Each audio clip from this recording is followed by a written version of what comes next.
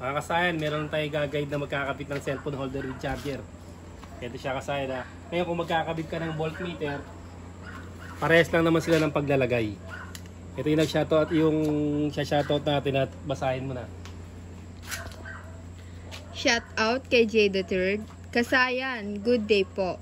Sana po magkaroon ka din ng video kung paano mag-install ng cellphone charger sa ating mga motor.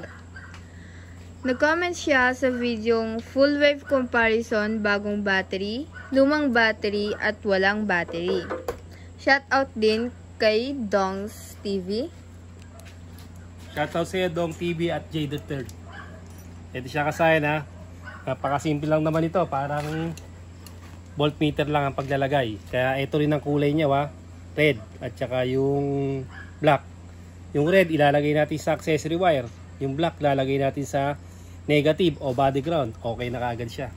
Katulad nito. Kaya dalawin nyo na kaagad ang paglalagay. Ito yung wire niya na. Kadalasan yung mga cellphone holder with charger mahaba ito ha. Puputulan nyo pa to kasi mahaba yung mga wire niya. Ito yung accessory wire. Lalagay natin sa negative. Tapos yung solid black. O kung ano yung may motor nyo, lahat dito may ano ha, may accessory wire. Ito siya oh. Yan. Yan ang accessory wire natin. Bubuhay lang yan pagka ang ating susian ay naka-on. Patay siya pag pinatay din yung susian. Kasi pag live yung nakuha nyo, lagi siyang nakabukas. Yan siya, off. Be careful when you drive. On. Yan siya. Tapos, ang kailangan natin ay ang negative. Sa black, ilalagay natin yung kulay ano ha. Sa black, ilalagay natin yung kulay red.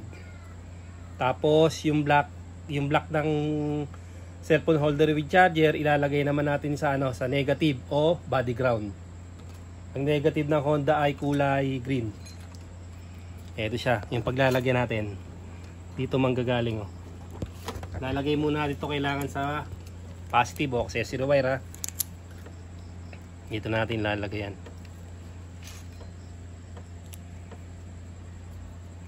Natin kung meron na. Yun, meron na siya. Tapos, kuhain natin negative sa may, ano, sa may starter. Ayan, negative yan. Oh. Galing starter o solid green. Pwede rin naman sa mga body ground. Dito kayo maglalagay ng i-terminal. Pagkatapos, okay na kagad siya.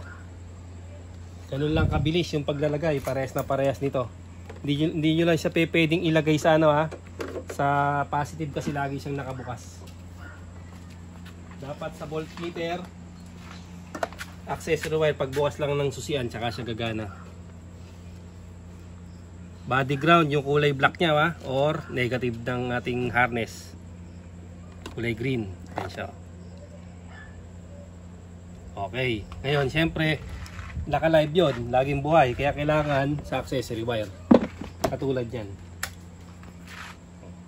Doon din siya nakalagay sa accessory wire at saka sa negative. Ayun, kitang kita nyo rito. Ayan. Solid green yung negative, tapos yung solid black yun yung accessory wire. Diyan nyo lang ilalagay yung kabilaan kasi parehas lang sila ng voltmeter at saka cellphone holder with charger.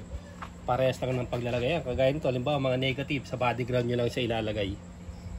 Ganyan ha, body ground lang siya ilalagay. Tsaka pwede rin kayo mag-reserva. Halimbawa ito, nag-negative kayo dito, ano? Ito na yung pinaka-negative nyo. Kung may lalagay pa kayong ibang mga accessory, kagaya ng ano, ng kinabit natin nakaraan, digital speedometer, naka-ready lang kayo. Yan siya kasaya, no? Naka-ready lang inyo, tsaka yung mga ano nyo, sa mga body ground lang siya nakalagay.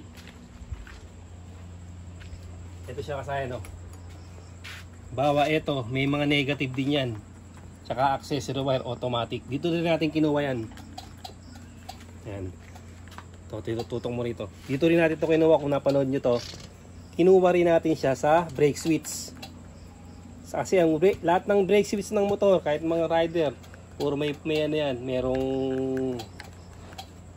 merong accessory wire yan.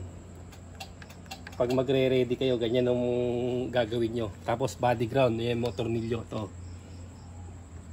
Yung tornilyo na to, nandiyan yung body ground natin. To. Para makikita nila yung ano, ito. Tignan mo to ha. Tukan mo to ha. Yan. Ito yung body ground niya, no. Nakatago lang sa ilalim.